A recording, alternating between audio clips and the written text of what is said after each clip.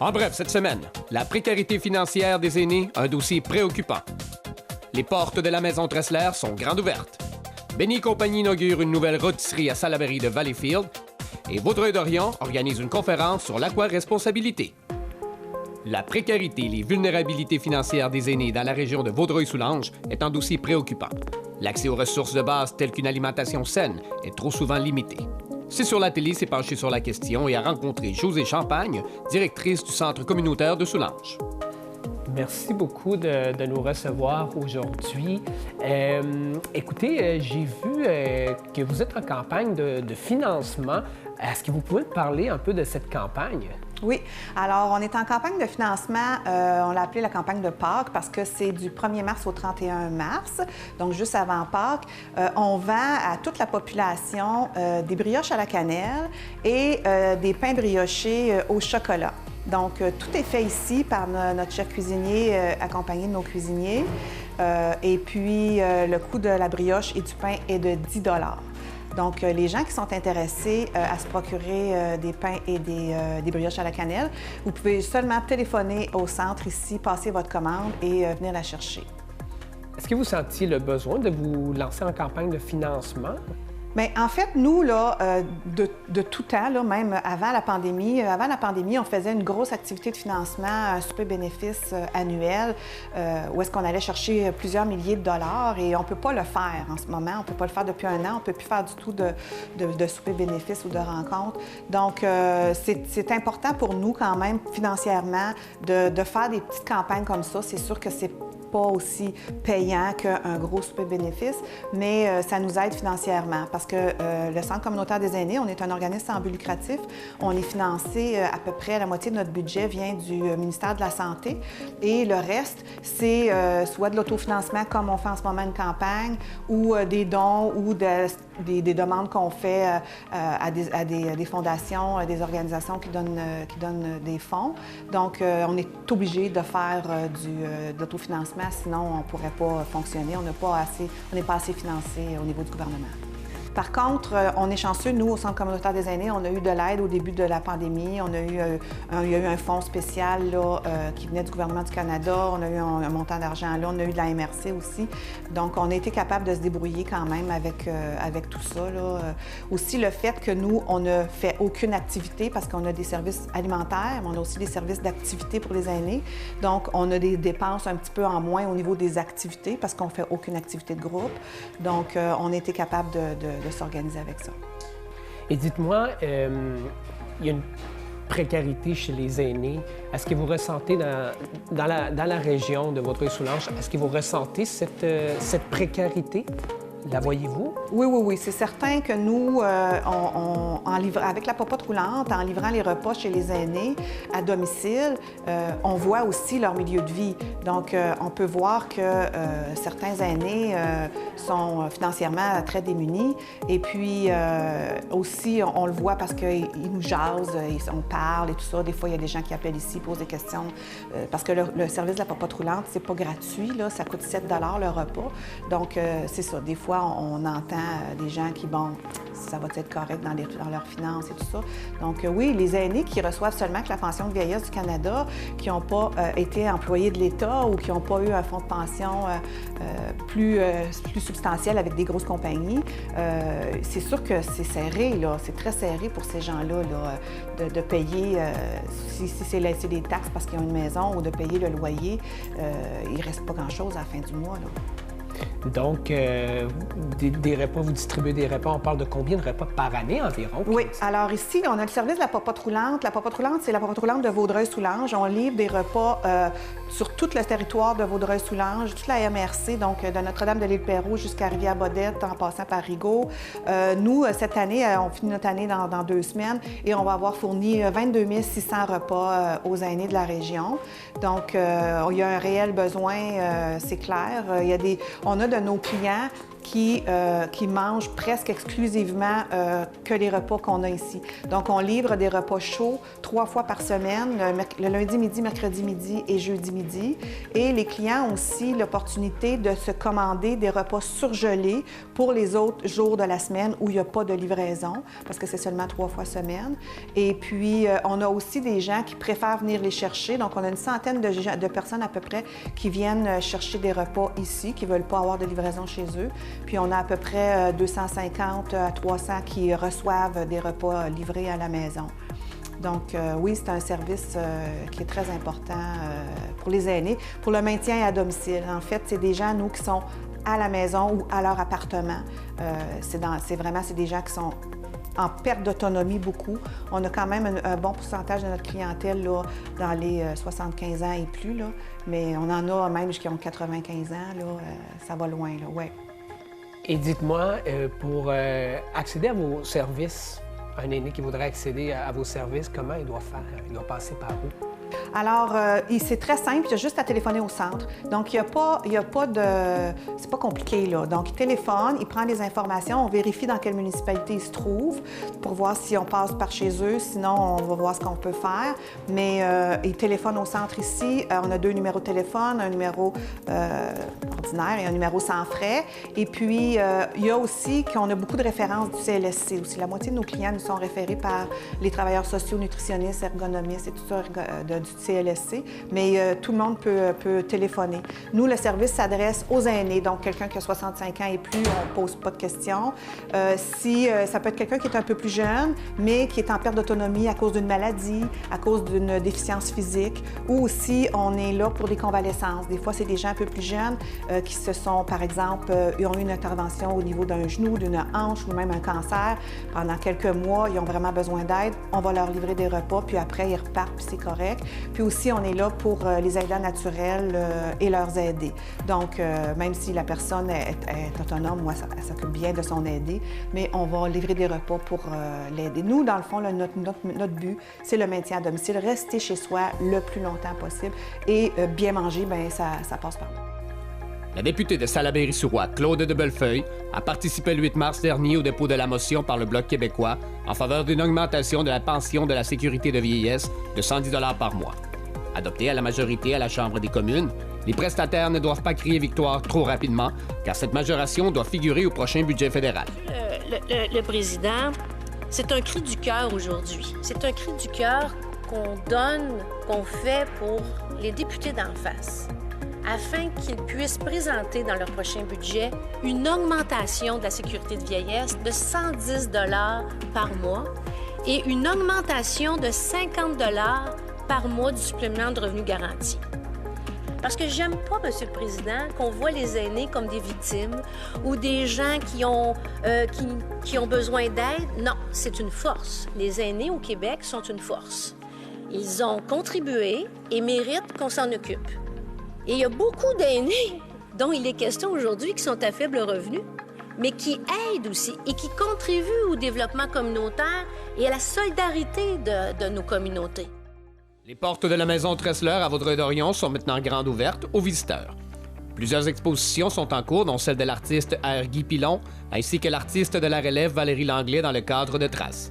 La directrice générale, Louise Leblond-Vallée, nous rappelle qu'il est également toujours possible de visiter l'expo permanente. Vous avez ouvert le 16 février. Et qu'est-ce qu'il y a présentement que les visiteurs peuvent venir voir?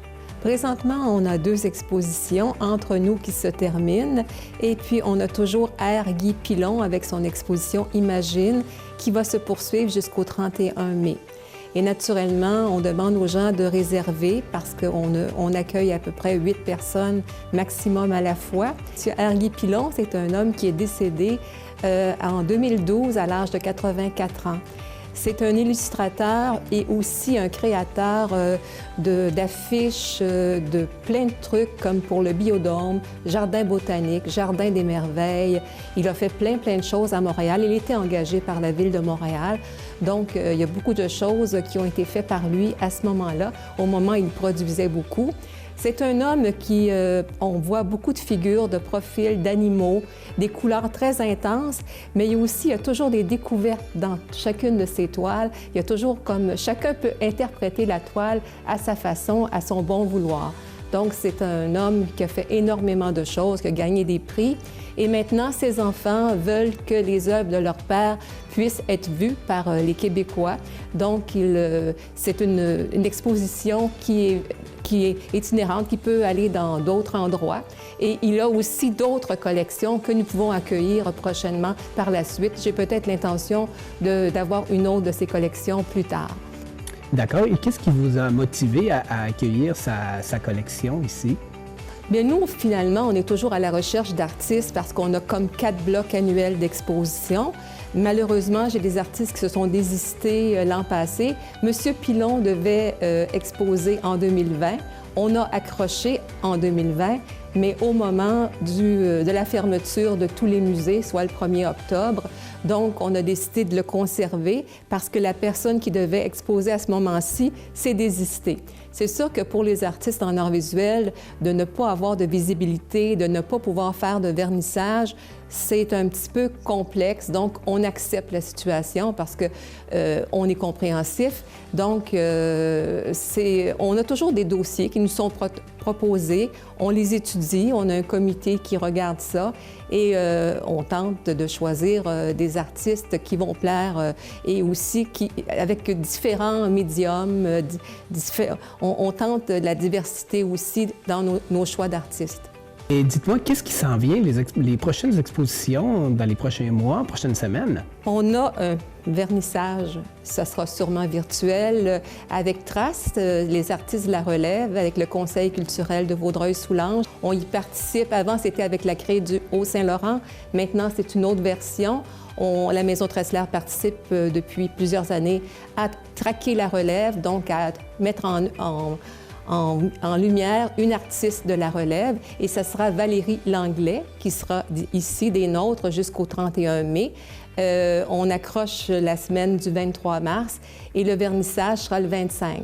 Donc, Valérie, c'est une jeune, elle enseigne dans la région d'ailleurs les arts plastiques. Et puis, on a très hâte de voir ce qu'elle va nous présenter cette année. On est plusieurs lieux, c'est-à-dire plusieurs lieux. Il y a le musée de Vaudreuil qui accueille une jeune. Il y a aussi à Coteau-du-Lac qui accueille une autre jeune. Donc, c'est un concours. Il y a des dossiers qui sont présentés et le comité fait le choix. Et pour moi, c'est Valérie cette année. On a la chance de faire des visites guidées et on a notre circuit d'interprétation historique. Donc, les gens peuvent faire le tour autonome. C'est vrai qu'on évite un peu de ce temps-ci parce qu'il faut vraiment que ce soit des gens de la même bulle. Mais on a la chance d'avoir cette illustration de Frédéric Bach qui évoque la vie de M. Tressler et ses descendants. Donc, ce sont les originales qui sont encadrées et les gens, les fanatiques d'histoire, les curieux, ont la chance de visiter notre circuit, mais aussi d'admirer ces œuvres-là que M. Bach a créées en 2004. Et bientôt, j'attends la réponse pour une subvention du Conseil Montérégie. Je souhaite qu'on puisse avoir un oui, c'est pas encore définitif, mais on va pouvoir mettre en lumière des fondations qui ont été trouvées lors de fouilles archéologiques en 2016, en décembre 2016. Et avec les photos laser, une firme peut reconstituer tous les premiers bâtiments qui étaient ici sur le terrain au moment où M. Tressler a acheté la terre. Alors, ce projet-là, ça nous tient à cœur. C'est sûr que ça prend des sous. Et on a déjà une pièce qui est pour cette vocation-là. Donc, ça sera vraiment une première à réaliser et un grand défi pour nous. On a même trouvé lors de ces fouilles une flèche datant de 2000 ans avant Jésus-Christ. Donc, c'est toutes des choses qu'on doit mettre en valeur éventuellement et qui sera plus pour soit les étudiants, les groupes scolaires, les familles, en fait, les gens qui aiment l'histoire, les curieux, finalement. Alors, on a très, très hâte et on espère très fort avoir ce projet-là, obtenir la subvention. L'inauguration officielle du restaurant Benny et compagnie a eu lieu le 15 mars dernier à Salaberry de Valleyfield. Déjà avec une présence à Vaudreuil-Dorion et à Pincourt, cette nouvelle rôtisserie est le 3e restaurant à avoir pignon sur rue dans la région. C'est sur la télé, c'est entretenu avec Lucie Bény, copropriétaire de la plus importante chaîne de rôtisserie familiale québécoise. Aujourd'hui, l'ouverture de la succursale de Salaberry de Valleyfield est la 65e succursale Bény Compagnie et c'est 100% encore dans la famille Bény. On est une grande famille, comme vous avez pu voir, là, partant des 8 frères. Nous, c'était des familles de 6-7 enfants chaque, puis donc c'est ce qui fait qu'il y a toujours preneur, puis que nos enfants, ceux qui ont le goût de prendre la relève, puis je vous dirais qu'ils nous poussent un petit peu à ça aussi, ils ont le vent dans les voiles pour le développement, donc c'est ce qui fait qu'on est rendu à 65 restaurants, 2 en Ontario, et tous les autres au Québec. Et puis, c'est ça, détenus 100% par des membres de la famille Bény, mais aussi opérés par nous qui sommes, sur le terrain de nos restaurants. Relever un point très important, c'est une affaire familiale. De plus, c'est ici, dans la communauté de Vaudreuil-Soulanges et, Salaberry de Valleyfield, il y a quand même la présence de trois Bény. C'est important pour vous, hein, autant familial, mais pour la région ici. C'était la suite logique pour nous. On avait... on explorait les environs, tout ça, puis on voulait s'établir correctement puis pouvoir desservir le mieux possible cette région. Mais on avait aussi des demandes de certains résidents qui nous parvenaient depuis plusieurs années. En fait, c'est depuis mon frère Yves a commencé, Yves est VP au niveau du développement de marché, puis a commencé à regarder les environs puis à s'intéresser sérieusement à Salaberry de Valleyfield à partir de 2013. Puis c'est en 2017 qu'on a trouvé l'endroit et donc on a conclu officiellement le partenariat, tout ça, par rapport à ce projet en 2018. Puis vous voyez, ça a quand même pris quelques années avant qu'on ouvre et qu'on voit le jour. Il y a toujours des petites choses qui se présentent puis qui font en sorte que, est-ce qu'on démarre maintenant? Quand est-ce que peut commencer la construction? Plusieurs obstacles, mais le grand obstacle de 2020 pour tout le monde, la pandémie. Ça prend du courage pour ouvrir un restaurant en pleine pandémie, vous voyez. Qu'est-ce qui vous a motivé? Il y avait des demandes, mais l'obstacle, là, il est immense à ce moment-là. On est encore en zone rouge officiellement. Oui, c'est vrai. Puis, il y a plusieurs choses à prendre en ligne de compte dans l'organisation et tout ça pour s'assurer que tout soit archi-sécuritaire, tant pour nos employés que pour nos clients. Donc, on suit à la... en fait, on a fait quelques ouvertures en temps de pandémie. Donc, Salaberry de Valleyfield n'est pas le premier qu'on a ouvert. Il y a entre autres Charlesbourg, Lévis, Saint-Hyacinthe qui ont ouvert dans cette période-là. On en a d'autres à venir. Mais on est très confiants. Puis, la chance qu'on a eue, notre bannière Bény Compagnie, c'est de pouvoir continuer nos opérations, bien qu'on ait fermé nos salles à manger. On pouvait continuer de desservir les gens à partir du service de livraison, du service au volant, de la cueillette sur place des commandes. On a notre commande en ligne aussi qui a rendu service à beaucoup de monde. On a eu une croissance de plus de 200% de nos commandes qui nous parvenaient par cette façon-là. Mais je dirais que c'est certain que ça allait affecter nos restos de fermer nos salles à manger, mais somme toute, on pouvait aussi continuer de desservir, comme je vous dis, puis c'était très bien pour nous tout de même, là, au niveau des opérations. Et on a un service hygiène salubrité au sein de notre équipe là, qui soutient l'ensemble de nos restos et qui s'appelle l'équipe hygiène salubrité et qui s'est assurée de respecter à la lettre, même parfois un petit peu plus que ce que demandait la direction de la santé là, provinciale, pour s'assurer que, OK, c'est faisable, on peut opérer en suivant telle consigne. On s'assurait aussi par nos directeurs de territoire que ces consignes-là de notre équipe hygiène salubrité soient bien suivies. Et puis, ça continue de se poursuivre aussi, ces règles-là et ce soutien et ce service-là, ce suivi-là au sein de nos succursales. Donc, ça permettait qu'on puisse poursuivre nos opérations.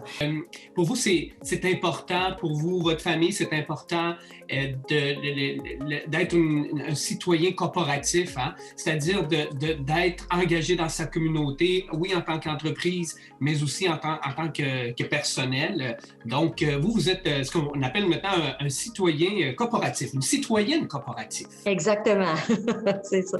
C'est le terme exact. Vous avez tout à fait raison. Et c'est très important pour vous de vous engager dans la communauté ici de Salaberry-Valleyfield, Vaudreuil-Soulanges. Oui, de contribuer à l'essor, d'appuyer certains organismes comme, entre autres, on a créé une fondation, la Fondation Benny et compagnie, il y a quelques années. C'est sûr qu'on est présent très proche de groupes, tout ça, de notre localité, mais globalement, l'ensemble des restaurants soutient des causes. Benny et compagnie, notre mission, la Fondation Benny et compagnie a pour mission d'épauler des jeunes, de supporter des jeunes et ainsi que leurs familles. Nous avons octroyé jusqu'à maintenant un montant au-delà d'1 million de dollars pour supporter, exemple, le Camp Papillon qui vient en aide à des jeunes enfants handicapés, adolescents même. Donc, ça donne beaucoup de bonheur à ces jeunes-là qui viennent passer une semaine ou deux en camp. Et puis, ça donne une petite pause aux parents parce qu'il y a des enfants sérieusement handicapés. Également, on a supporté les auberges du cœur un peu partout au Québec. Il y a des auberges qui supportent des ados, des jeunes adultes. Ça va de 17 à 25 ans. Et quand ils n'ont pas d'autres endroits à aller, ils peuvent être hébergés en auberge du cœur. Et là, il y a des gens qui les supportent tant au niveau de leurs études ou leur premier emploi. C'est vraiment comment aider à réinsérer et à donner confiance à ces jeunes-là. Et tout récemment, on est partenaire majeur d'un blog, là, Le Monde de Benjamin, en fait, qui vient en support aux jeunes, aux personnes autistes. Donc, c'est un peu les causes principales que l'on supporte jusqu'à maintenant. Mais localement, on va épauler aussi des organismes, des jeunes équipes sportives, là, de jeunes dans différents sports, par exemple, ou des organismes qui ont besoin d'un soutien. D'où vient l'eau qui sort de votre robinet? Que faire pour s'assurer d'en avoir encore et encore? Comment devenir à quoi responsable? La Ville de Vaudreuil-Dorion organise une vidéoconférence le 23 mars prochain dans le cadre des Échos-découvertes afin de répondre à toutes ces questions. Nous sommes en compagnie de Judith Larinado de la Ville de Vaudreuil-Dorion, environ-conseillère. Merci encore de ton temps. Un plaisir de te reparler pour les vidéoconférences, les Échos-découvertes. Pardon, excuse-moi. Donc, pour le mois de mars, un nouveau thème, à chaque mois un nouveau thème. Quel va être le thème cette fois-ci? Donc, en mars, notre thème, c'est l'eau. Donc, notre conférence, ça va avoir lieu le 23 mars à 19h. C'est une conférence qui s'appelle « Soif de connaître mon eau municipale ». Ça va être donné par Mme Rebecca Pétrin, qui est la directrice générale de l'OBNL au secours. Et donc, le sujet de la conférence, c'est vraiment apprendre à connaître un peu c'est quoi les enjeux qui sont liés à l'eau potable au Québec. Parce que, comme je suis sûre que vous le savez, l'été passé, on a eu un peu de problème avec notre eau potable. On a eu une grosse interdiction d'arrosage qui était un peu une surprise pour tout le monde. Je crois qu'on n'est pas habitué d'avoir des interdictions d'arrosage au Québec. Et donc, je pense que ça a attiré l'attention de beaucoup de gens sur l'eau potable. C'est quoi la situation? C'est quoi les enjeux? Comment est-ce qu'on traite notre eau potable ici? Puis pourquoi est-ce qu'on doit se limiter quand même dans les consommations, même si on est entouré d'eau au Québec? Il y a quand même des enjeux qui y sont rattachés. Donc, on va tout comprendre, ou en tout cas essayer de comprendre à ce moment-là. Les citoyens pourront poser des questions, évidemment, comme d'habitude, leurs doutes et tout. Oui, bien sûr, il va y avoir une période de questions. La conférence a été travaillée aussi, bien sûr, avec M. Christian Gendron, qui est le directeur des eaux à la Ville. Donc, ça va être vraiment spécifique pour les citoyens de Vaudreuil-Dorion pour qu'ils apprennent vraiment comment est-ce que leur eau municipale est traitée, est-ce qu'ils peuvent avoir confiance dans la qualité de l'eau, est-ce que c'est compliqué, c'est quoi les enjeux. Donc, ça va être vraiment spécifique pour les citoyens de Vaudreuil-Dorion. Quelle date exactement, à quelle heure et de quelle façon on peut regarder cette vidéoconférence? Donc, ça va être une conférence sur Zoom. Ça va avoir lieu le 23 mars à 19h. C'est d'une durée d'environ 1h30, incluant la période de questions. Et pour s'inscrire, vous avez simplement qu'à m'envoyer un courriel à l'adresse courriel environnement@ville.vaudreuildorion.qc.ca ou nous appeler dans le département de l'environnement pour vous inscrire et recevoir le lien. Avec la fonte des neiges du printemps, les sous-sols des maisons peuvent se retrouver avec des infiltrations d'eau qui peuvent endommager considérablement le solage. La Ville de Rigaud tient à rappeler à ses citoyens la pertinence d'installer une pompe d'assèchement automatique. Il est possible de trouver de l'information sur l'utilisation et les types de pompes sur le site web de la Ville. C'est quoi exactement un écocentre? Saviez-vous qu'il y en a 4 dans la région de Vaudreuil-Soulanges? Patrick nous l'explique de façon amusante dans cette capsule ludique produite par la MRC de Vaudreuil-Soulanges. Vous avez probablement déjà passé devant l'un des 4 écocentres du réseau de la MRC de Vaudreuil-Soulanges. Mais c'est quoi exactement un écocentre? Quand tu utilises les services des écocentres du réseau, ça permet de détourner de l'enfouissement une quantité incroyable de matières qui seront recyclées, valorisées ou éliminées de façon responsable pour l'environnement. Patrick, vous êtes de retour? Ben oui, on est dans grands travaux.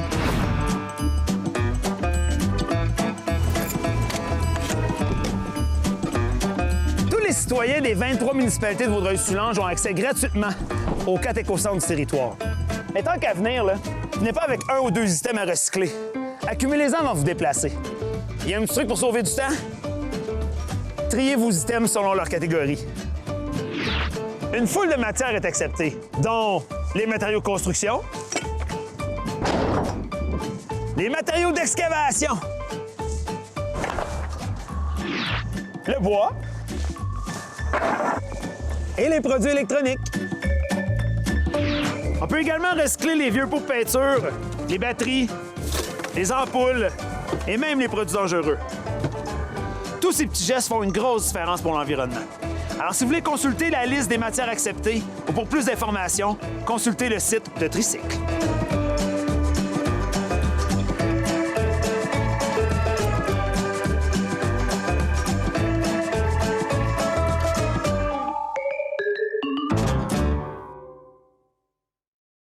Le Théâtre de l'Île Perrot via Le Monde et C'est sur la télé lance la nouvelle série web télé Danser, bouger ici avec Le Monde.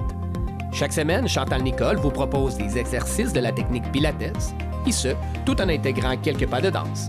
Une fois la période de chauffement terminée, on part en voyage autour du monde grâce aux images d'archives de la Cinémathèque de Via Le Monde.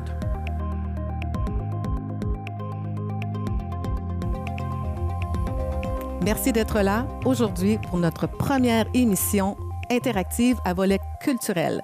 Interactive parce qu'on va vous demander de danser avec moi dans quelques instants.